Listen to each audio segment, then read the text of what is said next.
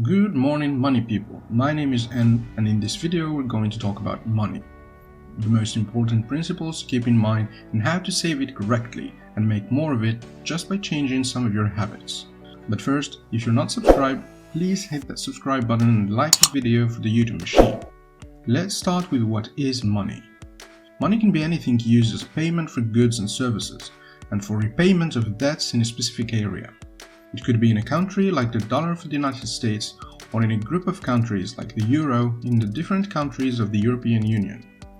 Its main functions are to be a medium of exchange, a unit of account, and a store of value.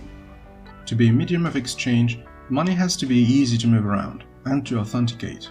To be a unit of account, it should be easily divisible to precise amounts. To be a store of value, it has to keep its properties without deteriorating over time. That's why for thousands of years, precious metals like gold or silver were used as an easy way to determine the value of commodities in addition to having themselves an intrinsic value, because unlike banknotes, gold and silver can be used to make other products. Then we moved to banknotes that were issued by private banks and were simply a promise to the bearer that they could redeem it for its value in specie. Fast forward to today. The money in your wallet is called fiat money. Fiat money is a government-issued currency that isn't backed by a commodity such as gold, and that is an important point. What backs the dollar note in your possession is the full faith and credit. Full faith and credit refers to the full borrowing power of a government that pledges to fulfill its payment obligations in a timely manner. The US Treasury issues bills, notes, and bonds as a means of borrowing money from the public to fund the government's capital projects. But unlike a currency tied to gold, which is stable thanks to its limited supply, fiat currency is virtually unlimited and can cause hyperinflation, which is a sharp rise of products' prices due to a loss of value of the money. A great example of that was the hyperinflation caused by the government printing money in Zimbabwe in the early 2000s as a response to economic problems. That resulted in an incredible decline in the value of Zimbabwean dollar and scenes where we can see consumers forced to carry bags of money to purchase everyday goods. 100 trillion Zimbabwean dollar was worth around 40 cents. The value of the dollar fluctuates constantly due to exchange rates on the foreign exchange market, Forex, to the value of the treasury notes and to the dollar reserves of other countries. It is simply like any other product. Its value depends on the offer and demand on the market. So when there is more supply than demand, the value of the dollar decreases, which leads to inflation, and the central bank, the Federal Reserve, has to intervene to keep it at a reasonable level, around 2% per year, by increasing interest rates.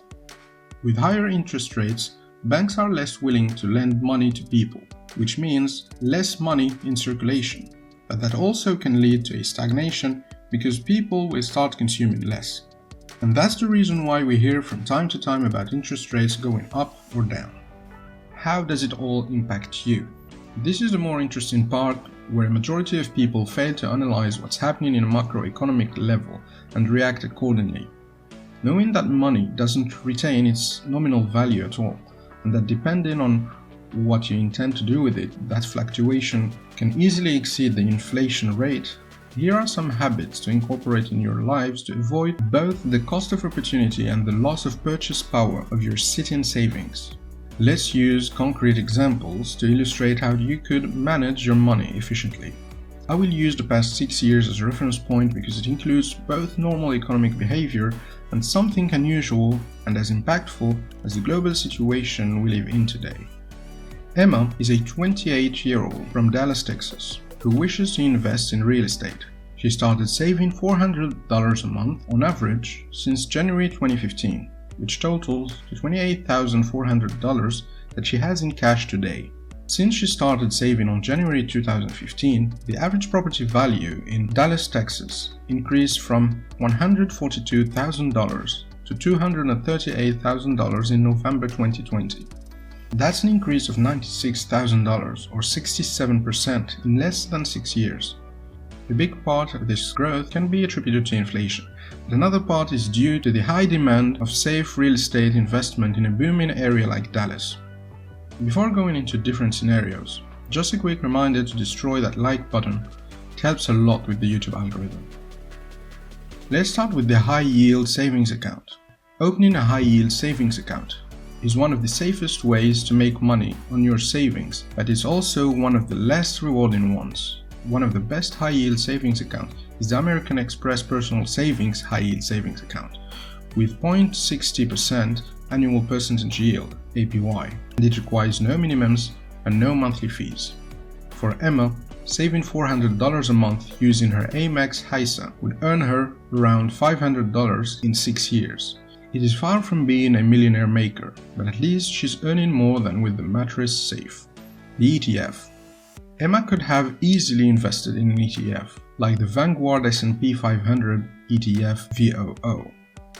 An ETF, or Exchange Traded Fund, is a security that tracks a collection of securities such as stocks. It's like investing in multiple stocks at the same time, but done by pros.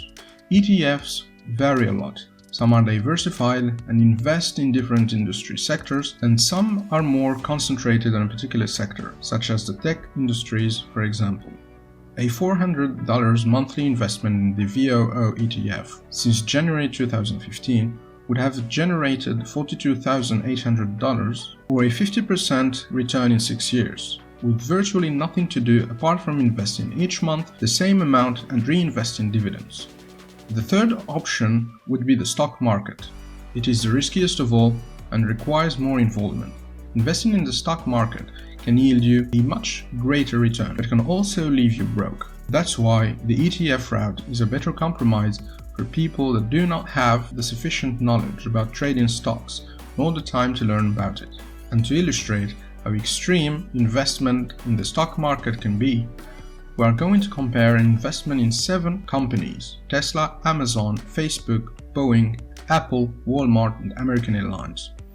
After investing $400 a month since January 2015 and reinvesting any possible dividends, Emma would have a portfolio worth $283,000 or a almost 900% return with Tesla, and a $32,800 or a 50% return with Boeing, a $93,000 or a 227% return with Amazon, a $55,000 or 93% return with Facebook, $87,300 or 200% return with Apple, $52,500 or 85% return with Walmart, and $14,000 or 51% loss with American Airlines.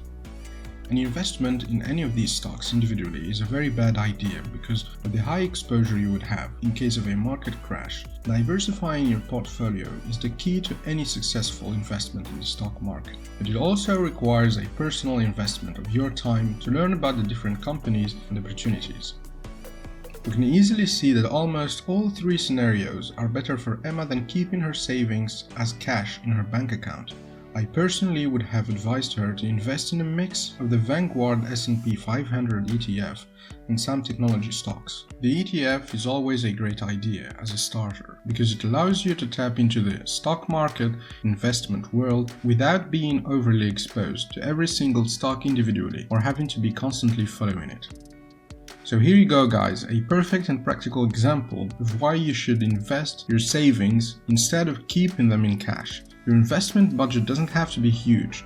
A $50 budget is perfectly fine to start with until you feel more comfortable to allocate more. If you have invested $50 a month starting January 2015, you would have invested $3,550, and that would have been worth more than $5,400 or a 54% return. And as always, thank you for watching the video. You can find all the links used in this video down in the description box. Don't forget to like and subscribe for more personal finance and business related videos. And see you soon.